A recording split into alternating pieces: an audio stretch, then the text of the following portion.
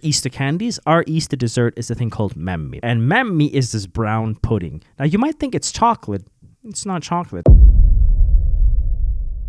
The next episode 10. Delitesule something. I don't know what that is. I just saw the weird word. I have no idea what it is. I just hope it's going to be a bit more light. I don't want to have a whole moral quandary or anxious fears and worries about current day politics, but I feel like that's what this show is, so let's see. But my hypothesis is that usually the next episode is a bit more crazy. So let's see how crazy episode 10 of season 1 of the Boondocks is gonna be. Let's go. Why is he so happy? We usually only see him happy when he's talking about women. Fish and chicken. What? Pork flavor broccoli, then there's broccoli. We talked about this. Vegetables cooked with pork counts as pork. Hey, do I smell pork? What does that mean? What is that whole rant about? I mean, vegetables are vegetables. What are you talking about? Ew, Miss Dubois, your peach cobbler look like throw up. Boy! Ew. What is peach cobbler, by the way? What is that? I thought it was a dessert, but it's corn? God, he's such a fucking asshole. I mean, he deserves a little beating, I will say that. I knew it. That fucking came a mile away. I knew he was going to be a bitch about it. I mean, kids are kids.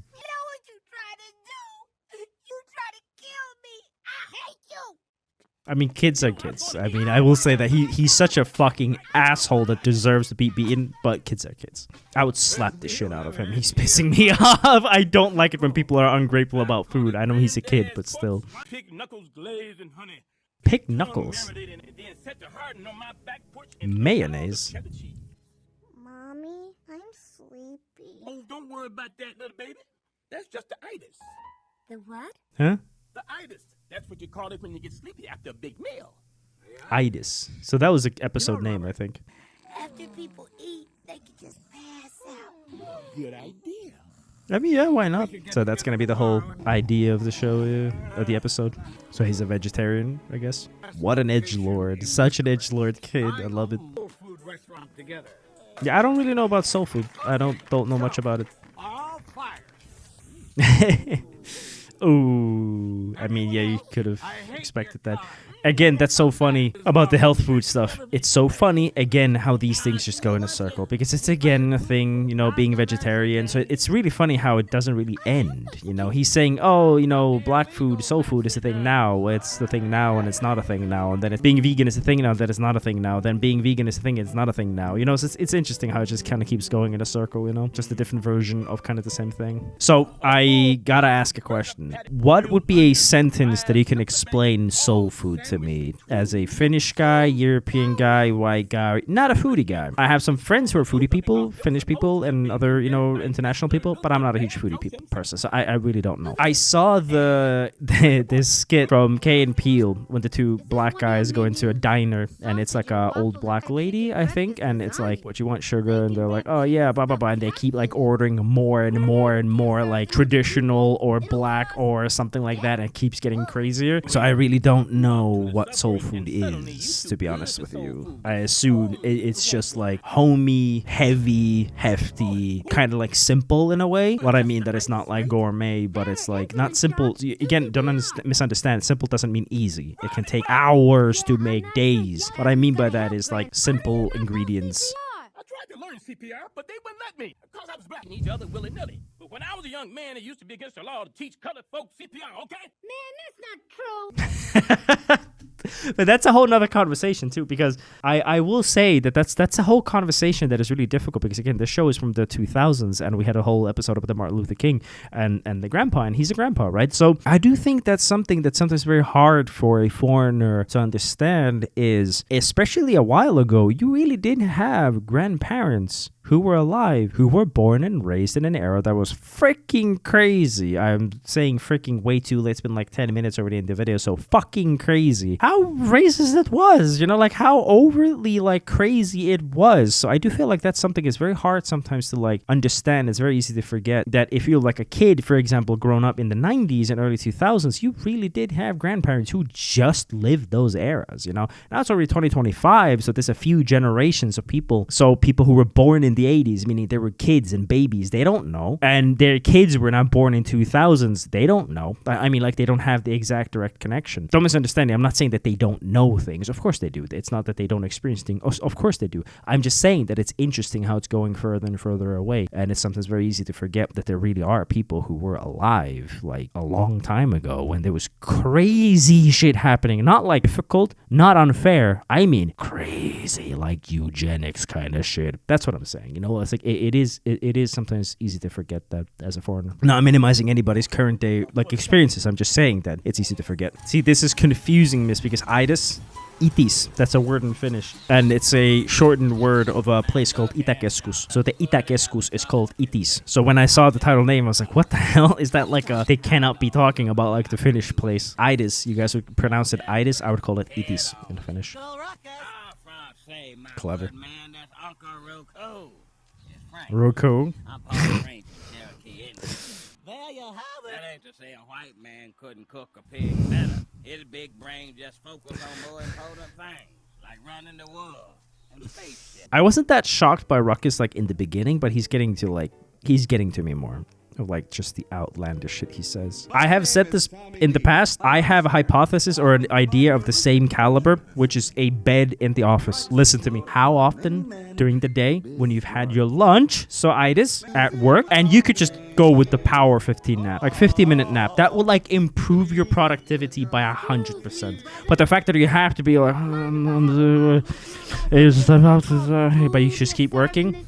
Is that any better that you do that for an hour versus if you were to sleep for 15, 20 minutes and then you'd work harder after that? I'm totally down for beds and sleeping. I totally get it. But I would just take it at the office. It's so creepy. Hi, my name is Janet, and I just can't begin to tell you how fantastic your food is. Oh, thank you, Candy. To be fair, food is a very easy way to a woman's heart. Just like make any food and a woman will be happy. Just make food clean and make food and a woman will be happy, to be honest. Bitches love free food, Rob. Yeah, that's what I was gonna say. That's true. That's true. Just what joy do you get out of trying to crush all of my dreams, Huey? Do you know how long I wanted to own my own restaurant? 3 weeks at Sunday dinner. That was the first time you mentioned it. You only started doing. We're gonna pause this for the benefit of all y'all who never saw Soul Food.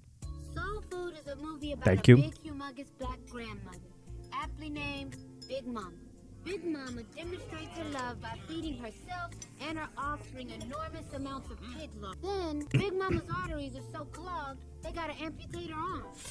It was her leg. Right, okay, whatever, leg. Then dies of a heart attack. Or another stroke, or something. God called her home. And what does the family do after she dies? They get together for a Sunday dinner and eat the same food that just killed Big Mama. I mean, The same food. I They mean- learned a lesson. Nobody went on a date, I mean, and that's you're the not end of the wrong. I will say again, as far as the edgelord kid goes, again, he's a kid. Kids are kids. I used to be exactly like him, thinking you know better than others and super arrogant and fucking edgelord. He's just a different version of that, different color of that. Again, it goes like so far. You can have pork. You just don't have to drench it in fucking fat. You know what I mean? So it's like it's just he goes always so far with it. It's like, which again I guess kind of makes sense for kids. And they're not very nuanced, but just I gotta say that. The Itis addicts who couldn't afford the beds What the fuck? Park. Without jobs, they turned to crime to feed their habit. A month after the Itis opened, Meadowlark Park had its first mugging. No, stop! Hello? I've been mugged!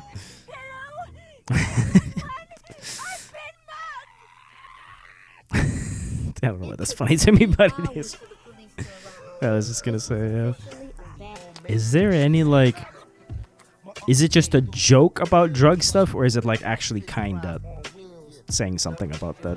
Especially with the hip hop in the background, it kind of makes me think like, is it actually kinda like showing you that just because he's getting wealthy, that now you start having these people who are like creating violence and crime and all that? I don't know. Maybe I'm thinking too much into it, but usually the show is very like deep about stuff, so I don't know. I don't know if I'm being crazy, but I feel like it's not just. So that's what it is. You know, I was wondering why was she being such a hot whore towards him, but yeah, that's why. It's making me a bit hungry, actually. Worry about last night. We'll get you some security. This ain't exactly the best neighborhood anymore. But we have a bigger problem. We're losing money because you're not getting these people out of here fast enough. Like him. Get your ass up or pay for another hour. Is that the same? Wait a minute. I'm white. Yeah, it is. I recognize that profile. Not that bad.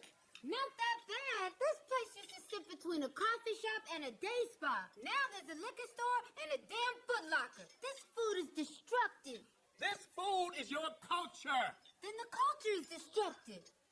It is kind of the same conversation from the previous episode. Slaves had to eat was the parts of the pigs the slave masters wouldn't eat. But that was a survival technique, I said.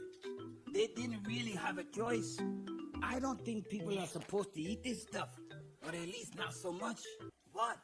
I can't take an Afro-American studies class at the community college? Well, nobody asked you, Chico. Yeah, it's still interesting to know that some of the soul food like histories could be a bit more like rough and it's not maybe that nutritious or anything like that. It's just kind of covered in lard and all that. That's actually very interesting now that I think about it, because that's how my dad is. My dad is, and my grandfather died of heart problems and same thing. He used to, because in Finland we didn't really have anything. We didn't have like 20 different Cokes and all that kind of stuff. What my dad used to eat is just sugar, just block sugar, and that was like his candy because there was no other candy, right? People would definitely, Finnish food is just butter, salt, and sugar, right? So we just put a lot of butter into everything, a lot of salt into everything, and then it's good. My grandfather, apparently, I never met him because he died when my dad was so young. So he apparently was that kind of person who would just throw a whole handful of just salt into everything. My grandfather's profession was an axeman.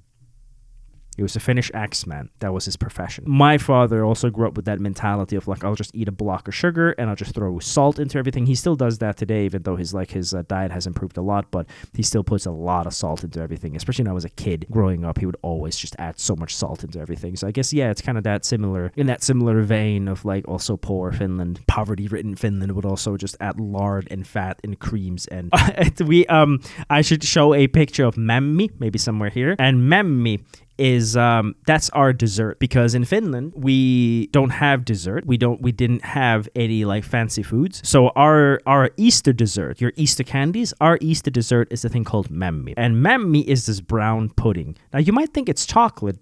It's not chocolate. We didn't have chocolate. It's rye. It's kind of like fermented rye, and it's very bad. It's very sour. It is not sweet. It tastes like shit. It looks like shit. And the only way the Finnish people would make that to be good is they would add cream and sugar. So you add cream, which is fat, and sugar, which is sugar, and then you add into it. So now it's at least kind of like candy or kind of like pudding. But we didn't have pudding. We didn't have anything sweet. So yeah, I can kind of like relate to that in a certain level of your people's past, of like you can still respect it and remember, but you can also improve upon it, and make it a bit more complicated. So yeah, interesting. Granddad learned white people had their own survival techniques. They call it litigation. Janet O'Siren had gone from this to this.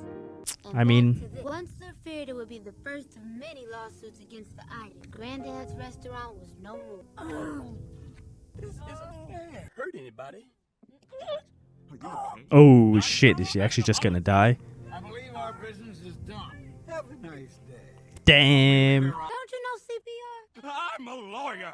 We don't help people. What about you? Don't you know CPR? May I Your use your bathroom's restroom? upstairs, right? Huey, Come on. dishes, okay? Come on. For 35 or 45 minutes. Whew, open the window.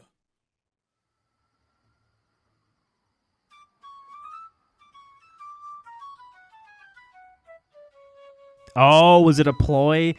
So that was definitely a discussion, was it not? Tell me if I'm wrong. Tell me if I'm wrong.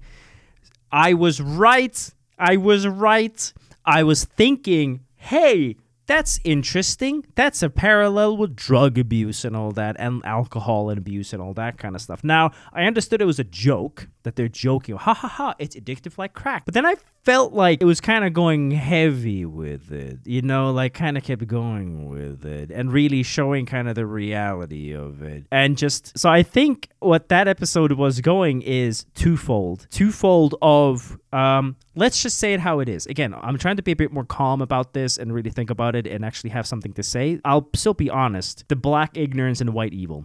Just to say how it is. So they went with the whole thing of the granddad being kind of ignorant, not taking responsibility. Again, the edgelord kid, I'm just going to call him the edgelord kid, is like being Lisa Simpson and ranting and saying, oh, this is how it's supposed to be, that's how it's supposed to be, oh, that kind of stuff. But the grandfather not taking responsibility of his own actions. Like we talked about Martin Luther King episode previously of like black culture, black people not taking necessarily some responsibility of their bad actions of themselves. Like in a gang that with this black people, it's black people doing the bad things. It's not white people, right? So his like ignorance is his bad actions. His hunger for power and money, quick schemes is creating a bad thing for the neighborhood. Like you can cause bad. However, it was the rich, wealthy white man who wanted to devaluate the neighborhood so he can buy the property he wanted to buy. Because I'm pretty sure I've heard jokes and like things like that is a common thing, at least a common joke of like American culture, of like the projects and all that kind of stuff, and just like buying properties and bulldozering, I can't say that word, of like neighborhoods and shit like that. So I feel like that's a common joke that a rich person would like devaluate a neighborhood to buy something and then flips it, that kind of stuff. Am I crazy? Like, am I crazy that was like the commentary there? That's what rich people did,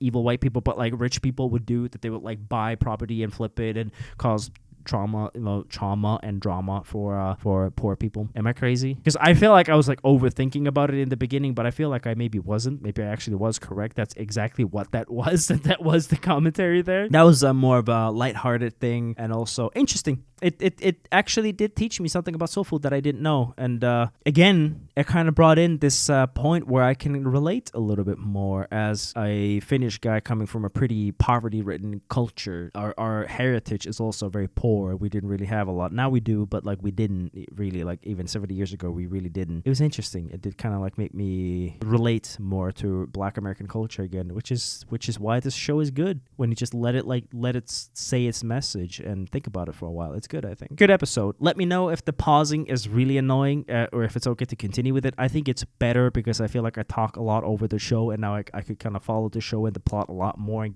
catch a lot more nuances. But let me know if it's really annoying, then we'll see what we'll do.